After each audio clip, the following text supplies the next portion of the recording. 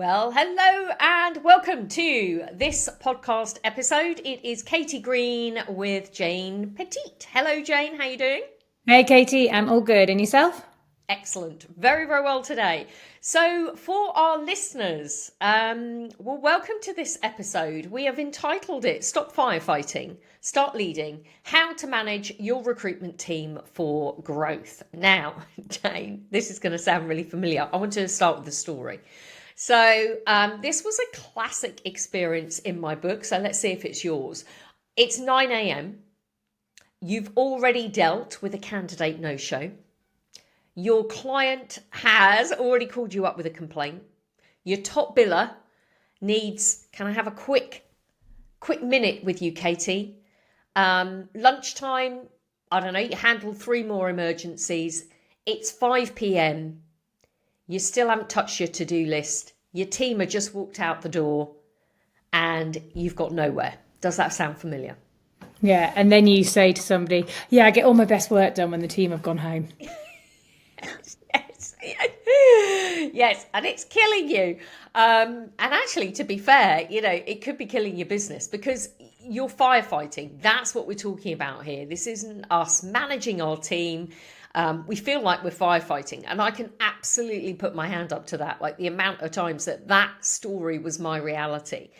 And, the thing about this, guys, is if you're listening and this resonates with you as well, is that when we work in that way, when we manage in that way, every problem is really your problem because it lands on your desk. And, your team will always be asking you, look, what do I need to do?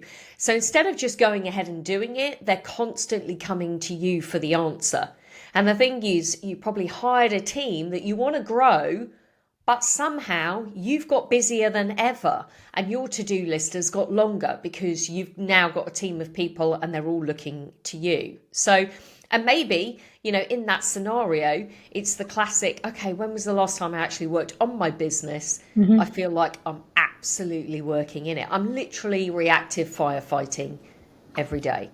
So this podcast today, we are going to show you the difference between that reactive firefighting and then the opposite of that, which is what we call proactive leadership.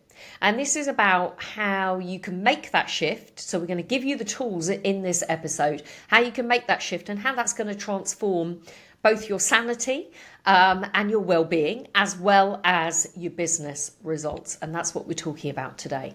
So let's get stuck in. So Jane, let's talk about the firefighting trap. Like, why do people get stuck? What is the pattern recognition? What are the types of things that we see when we're doing the firefighting?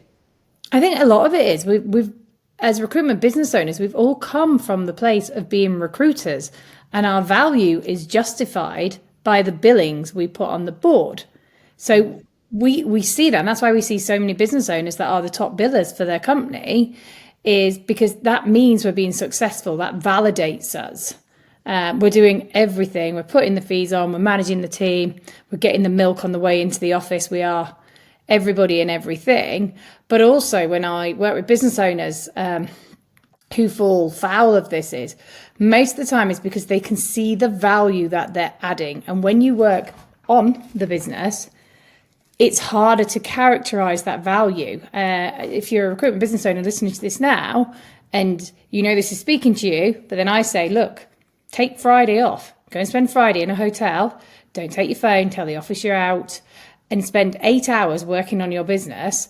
Does that feel like a grip around your heart going, I can't, I won't? And if it does, then that's absolutely the sort of emotion you should lean into, because that means that your business is fixed around you and then it can't grow. It just can't grow. So, sorry, Katie, I probably just repeated exactly what you said there, but it is a real passion of mine, is that we get to a ceiling as business owners and we can't push past it because we genuinely believe that everything comes back to us. If Bill Gates thought that way, Richard Branson thought that way, would they be household names? Yeah, and I think you're right. That's a belief, isn't it, almost? Or it was a belief that I had, which was, and again, let us know if you resonate with this. But it's like, if it needs to get done, I need to do it. And I'm smiling because I used to see this at home as well, not just in my business, but I'll give you an example because this might resonate with people. The cleaner, right? And it's like, I clean better than any cleaner. And so I was that classic person. The cleaner's coming tomorrow. My husband would be like, what are you doing, Kate? I'm like, I'm just going to clean the bathroom. Why are you doing that? Well, because I don't want her to think that I've got a dirty house. But also, I want to make sure it's done really well, And so it's that classic, if it needs to be done, I need to do it. Mm-hmm. And this belief just doesn't serve us because we're always then tied to something. We become this prisoner. And it was like that in my business, and it was like that at home. Something needs to get done. Oh, I'll just do that. Don't worry about it. I'll just get that done. Even things like the washing up. Oh, I don't think my niece is going to wash up properly. So yeah, I'll do that. You go and sit down. It's like, what am I doing? But these were the behaviours, and the behaviours come ultimately from a belief, don't they? Yep. Yeah. And so therefore it follows suit that we should take that into our business. And there is also a lack of understanding, because it's very easy, isn't it? We can sit here and say, just stop doing it all and create, and we'll talk about this, create processes, procedures, extract yourself from the business. But there's a how, like how and when and how quickly and what does that look like? But if you haven't already adopted the mindset to challenge the belief, then this is going to fall on deaf ears. But what I've used particularly successfully in the past is, does this need to be done? Yes. Does it need to be done by me? And if the answer to that again is yes, how can I make it so this doesn't have to be done by me? What's the long-term plan? And sometimes we know this, Katie, we coach people and we say, actually, we want you to do it for 30, 60 days. We need you to know what good looks like. But after that, the plan is then we offset this to somebody else. You're building a process and a strategy. Then we're going to teach the team.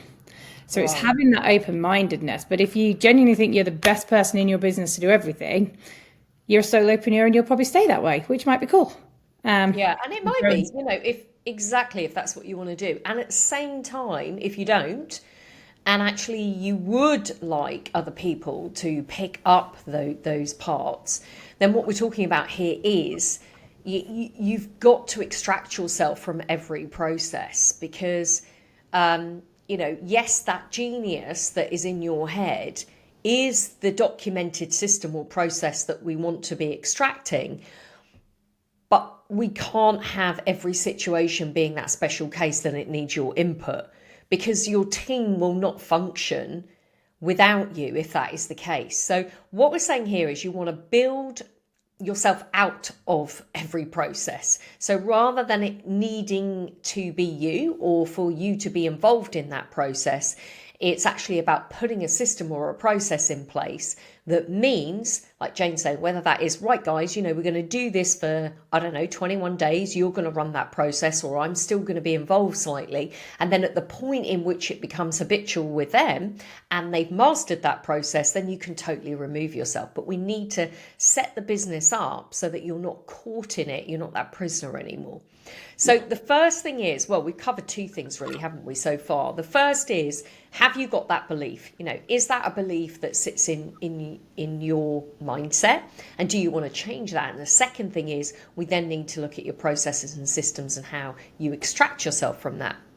Now, the third thing is that if you are always the process, or if you are always involved in each part of the process, then you're entering into what we call, the time trap, because this is where, your day is going to be hijacked every time you walk in the office, because what's happening is you're going to end up working on anything that is urgent from your team's perspective and anything that you react to in the day.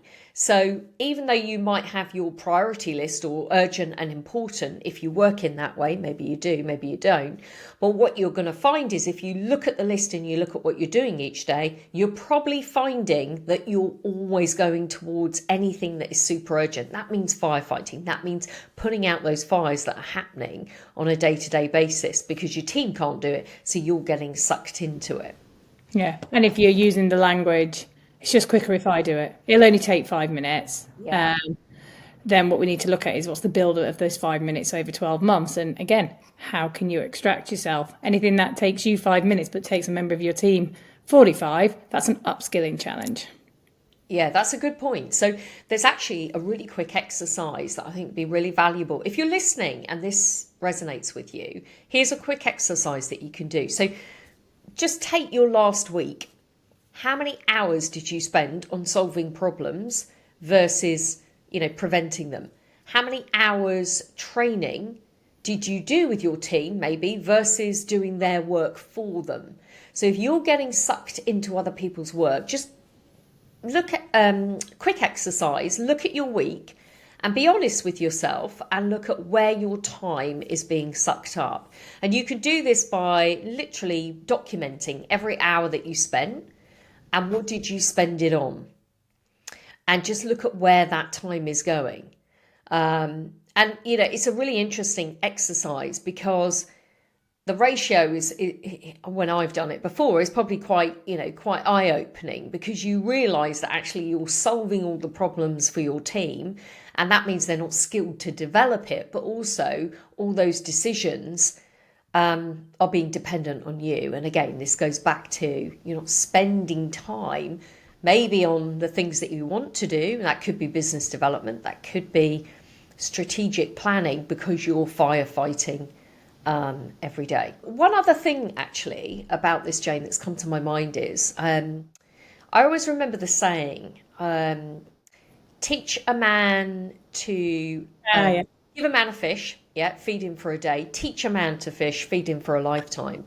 And I think this is the other cost almost, isn't it, as a manager, if you're a leader, if you've got a team and you're constantly giving them that fish every day, they're never going to learn how to deal with that situation. Mm-hmm. Whereas if you teach them how to slowly start to become independent around those things, they're going to start learning the skills and then becoming upskilled and becoming, better at their role and able to do those things, aren't they?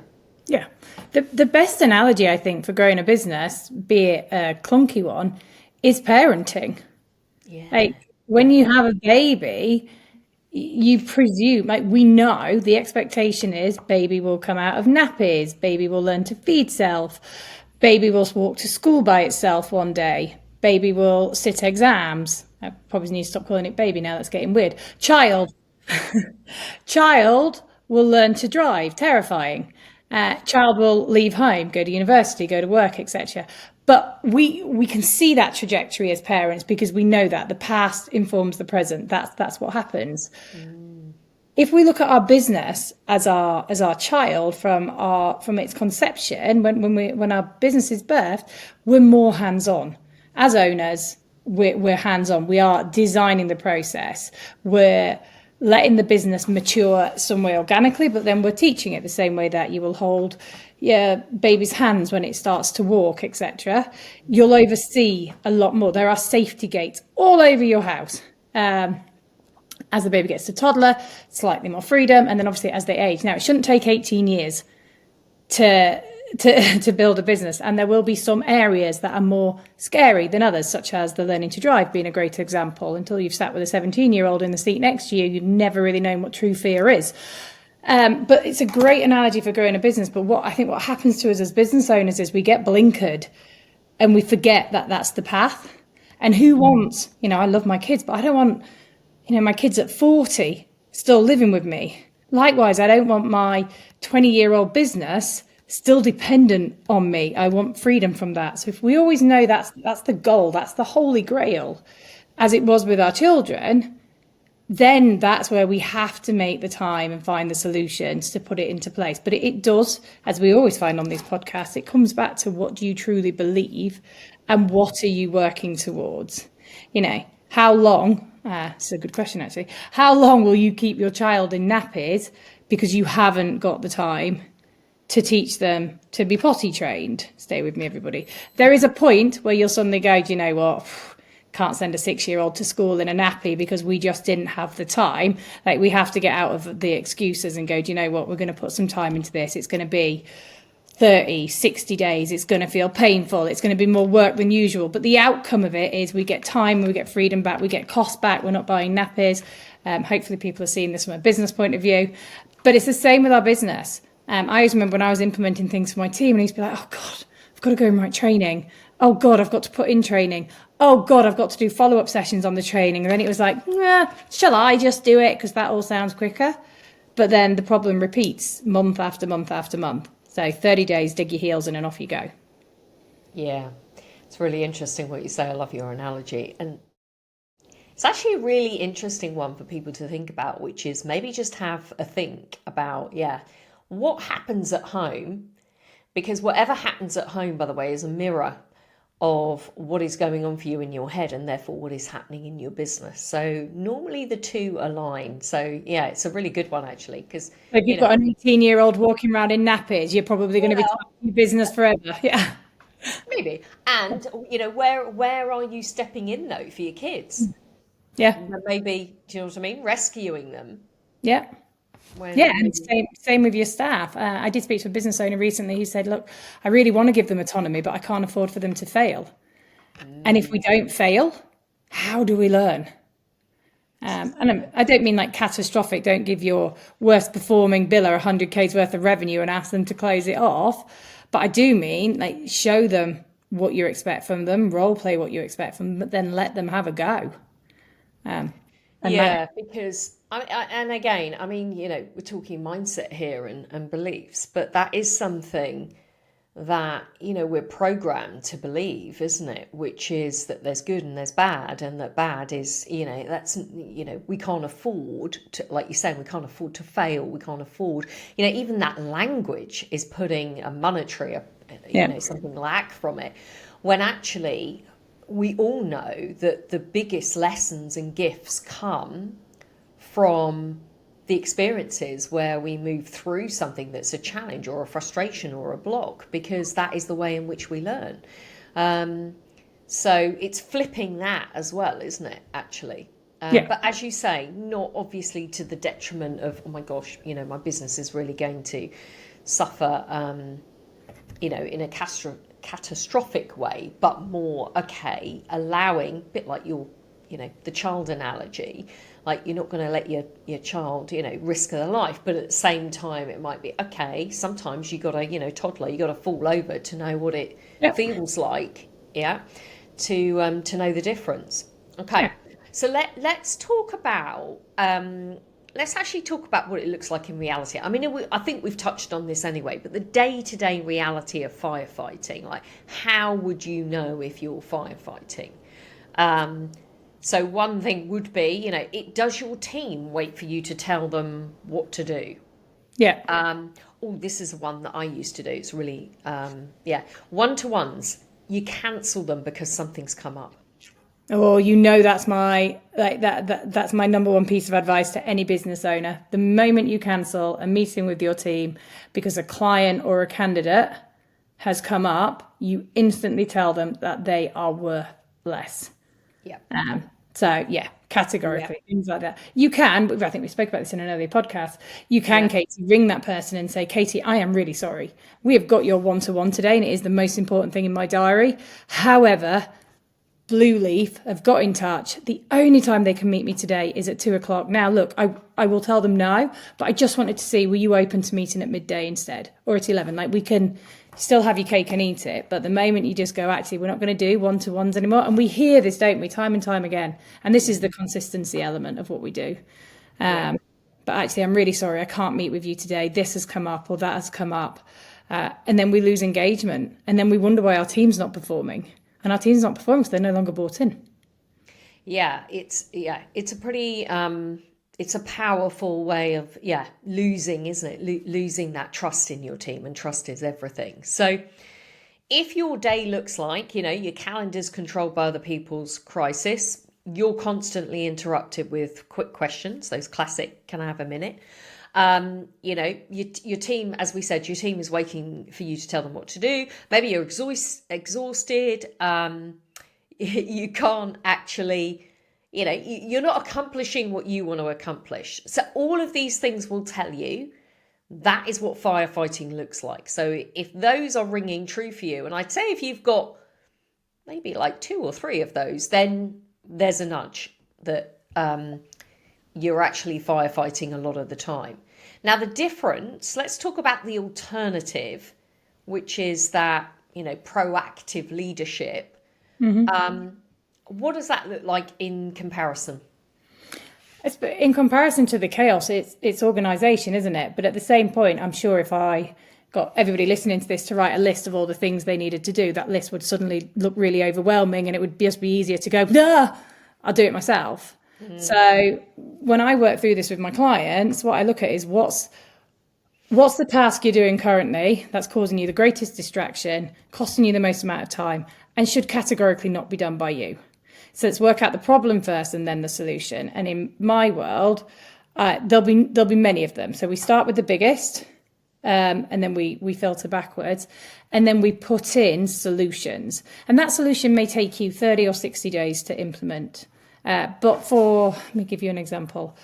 Right, I've got one. So I had one client whose interview ratio kept getting steadily worse. So it was something like for every 8 interviews the team organised, they were placing one first, and they wanted that to be at 1 to 3. So we identified the problem. The owner's solution initially was, I'm going to do all the preps. I'm going to jump in. I'm the best at this. I'm going to do all the preps. We worked out what that would look like in manpower hours. And I was like, okay, what's the alternative?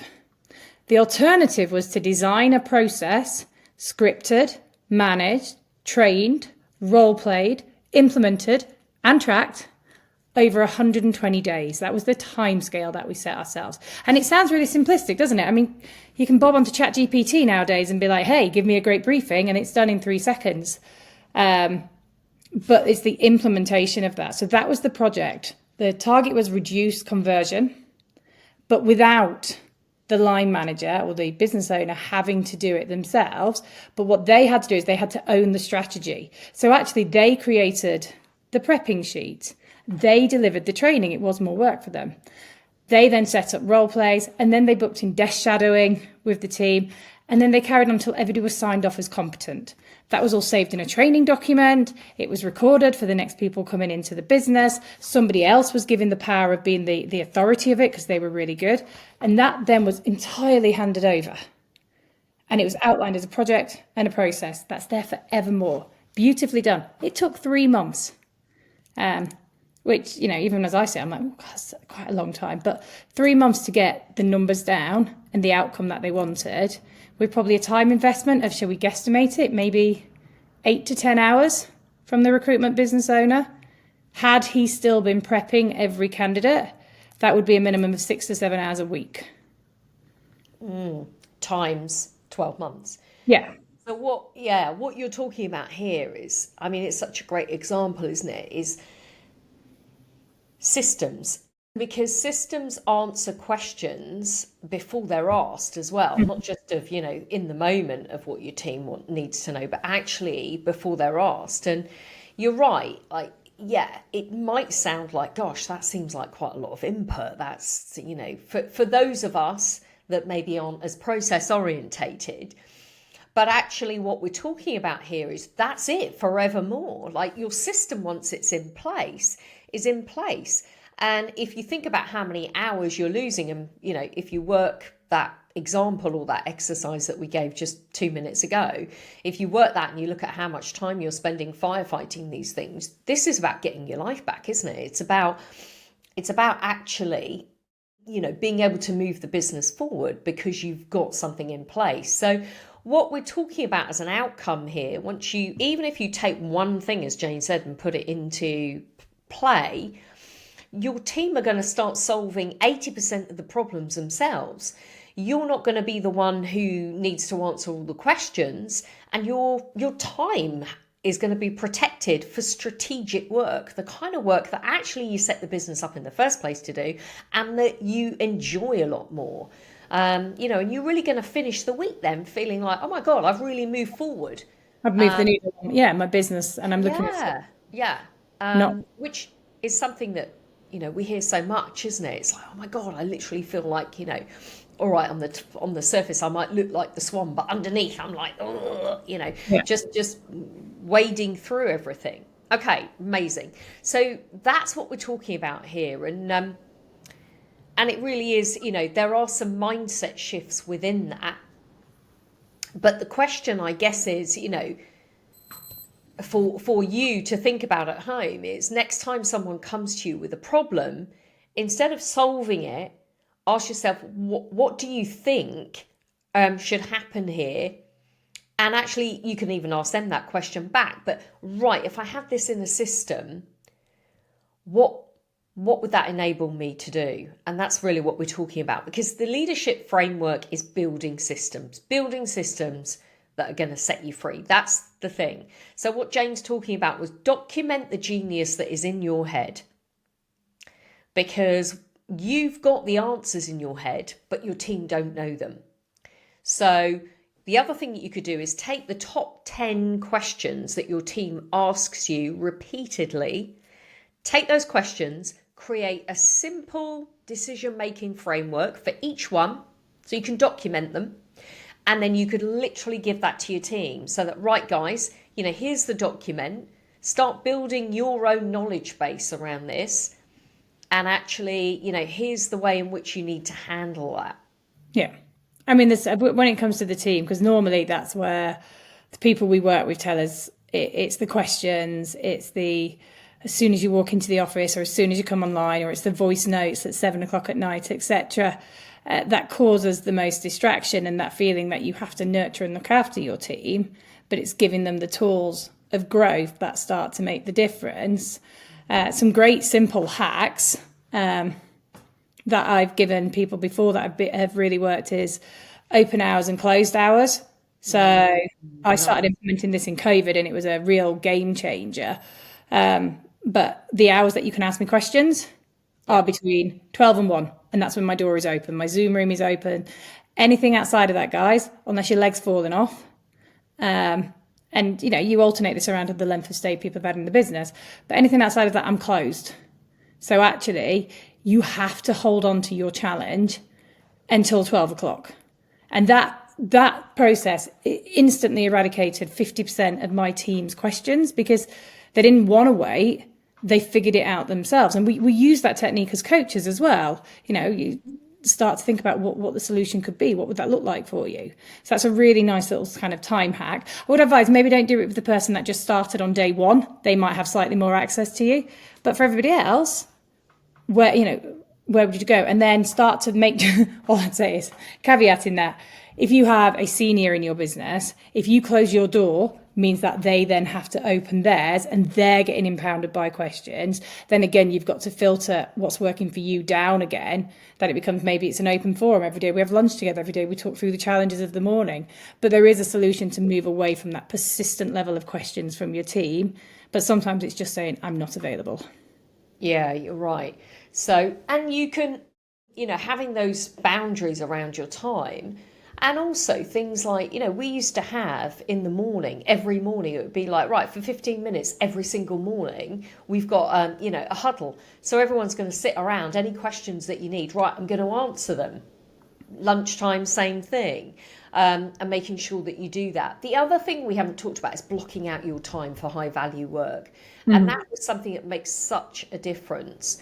Because we're talking here about protecting your calendar, but also, and that is your most valuable asset, by the way, is your time, is, look, if there's one thing that that you need to get done in the next 90 days or week or month, block out time and block it like you would a client meeting. Yeah. It's like, right, I'm like Jane is saying, they're one-to-ones, right, I'm not going to move that. And you've got to be really vigilant with that. But that will help you to get high value work done. So making sure that you really do dedicate that and put that in your diary. And sorry, I was going to say, and I think the mindset that goes with that, you have to realize that is high value. That and this is something that that I have struggled with for years and have to really actively work on every day. Time when there's nothing in your diary, there's nothing that's making you look or perceive busy, is the time that actually is the most precious and where you're going to do the strongest and high valuest amount of work. Like, we need to let go of the guilt that, oh my God, my team are like desperately trying to get hold of me and stuff's going off and I'm just sitting here in my nice quiet office working on the business. But that's the more of that we get, the stronger your business is becoming. Yeah, absolutely. And we've touched on this, the coach approach, train for independence. So instead of, right, here's what you need to do, it's like, right, okay, what do you think you should do? Mm-hmm. And if you did that, what would happen? Like, what are the pros? What are the cons? Like, coach somebody through, what have you tried so far? How did that go? And again, it's really flipping it. There was an excellent book that I read years ago called The 1 Minute Manager. You ever read it? Yeah. I loved it because it was essentially like the coaching tool, one sentence that you just said to anyone for every single situation they came up. What do you think? What do you think you should do? And actually, it sounds really simple. It's almost like, right, what, we have to, read a book just to know that. Well, actually, yeah, because the habitual pattern that we're in is to all literally answer before we've even thought about it. Mm-hmm. Yeah. And because also most of us want to help. It comes from a place of nicety. Let me help you with that. I can do that for you. Let me show you. Let me show you, then you'll learn. But we don't learn by being shown. Yeah, absolutely. So coaching and creating systems around that. So the other thing that we haven't talked about that is important is accountability in systems, isn't it? Clear KPIs and expectations of people. Because if people don't know what's expected of them, or you don't do weekly reviews against what's expected, then actually, people again are always going to come to you. You're going to be firefighting around things because it's not clear, well, what is my responsibility? And what is yours. Yeah. So making sure that you've got things in place around that. Yeah. Deadlines, who's doing what, follow-up notes. And in this world of AI, that's all too easy to do now, to ever generate the excuse that you couldn't record your meeting, set your objectives, and then follow up. But as leader, the follow-up is probably going to be on you. And also not letting people fail, Katie, I think. I've worked definitely as a leader in the past. I've set people objectives, waited till the day it's due, and then gone, what's happened? And they've gone, oh, I was going to talk to you about that today. I've had some problems. And then I've just been highly hacked off. So put in safety points where you're going to check on them, but without check in, I can't think of the words. Without checking up on them, but just check in midway through. How are you getting on with that project? Do you need any support? Is very different to, can I get an update on where we're at, even though I gave you a deadline of next week? I'm just really nervous and I want to know where it's at this week, please. But the accountability piece, I'd just say for everything we've talked about today, it's the mindset belief at the start, mixing with whatever you put in, just track it and check it's done. Set a deadline, not just when this is done, it'll be great. I want this done by December 1st. What are the key rules in the middle? Yeah, you're right. So let's review what people can do if you're listening. So the first thing is, we talked about track everything, log every interruption for a week, note where you get a quick question, record how you're spending your time each hour, calculate what is that costing you. One of our clients did this and realised that they were spending 26 hours a week on things that should never, ever have got to her desk. And that was like over, 3.5 full working days of firefighting in a week. So it's really valuable time that you could spend. So just track everything for a week and see where your time and your and what's that costing you. Second thing that Jane talked about was document and don't be afraid to delegate. So, one simple framework, one simple template for something right now that is coming up a lot with your team, and where they're asking for your support. Set the boundary, like Jane said. So, when's the time when you can come and talk to me? And then we want to build those systems. So use that framework, put something in place. And then, as we said, the main thing is you've got to follow up. You've got to make sure that that gets implemented. Because even though you might give somebody a template or a system and they use it once, it doesn't mean that they're going to use it every single time. It's like any of us, I don't know. I've recently started, it's probably not a very good example, but, I do my yoga every day, right? But if I start something new, it doesn't mean it took me, more than 21 days for me to get into a habit where yoga has just become my life. It's like cleaning my teeth. Every day I get up, I do a bit of yoga. But that took me a while to get that into play. And anything new that you do, you're not automatically just going to make it a habit. So you've got to help your team to do that and answer any questions as they're using that new process. So if you're firefighting, it might not be because you've got a bad team or difficult clients, or maybe it might not actually be that the market is tough. It could be that you're just missing some simple systems in your business that can make a big difference for you, and that mindset.